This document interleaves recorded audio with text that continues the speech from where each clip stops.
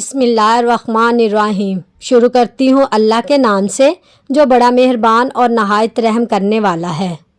حضرت عبداللہ بن مسعود رضی اللہ تعالیٰ عنہ بیان کرتے ہیں، نبی اکرم صلی اللہ علیہ وآلہ وسلم نے ہمارے سامنے ایک لکیر کھینچی جس کے دائیں طرف اور بائیں طرف کچھ اور لکیریں بھی کھینچی تھیں۔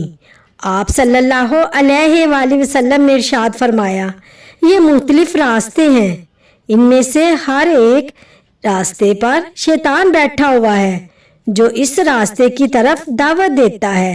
پھر آپ صلی اللہ علیہ وآلہ وسلم نے یہ آیت تلاوت کی، بے شک یہ میرا راستہ ہے جو مستقیم ہے، تو تم اس کی پیروی کرو اور تم مختلف راستوں کی پیروی نہ کرو، ورنہ وہ تم لوگوں کو اس کے راستے سے بھٹکا دے گا۔ صحیح ابن حبان حدیث نمبر 7۔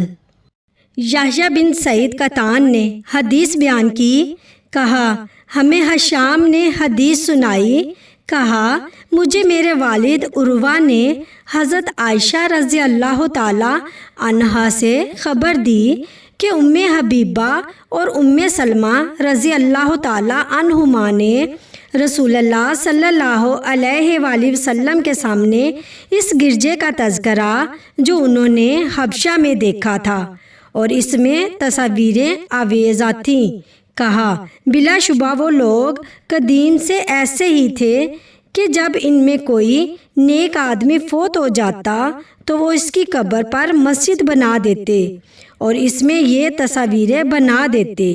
یہ لوگ قیامت کے روز اللہ عز و جل کے نزدیک بدترین مخلوق ہوں گے۔ صحیح مسلم حدیث نمبر 1181۔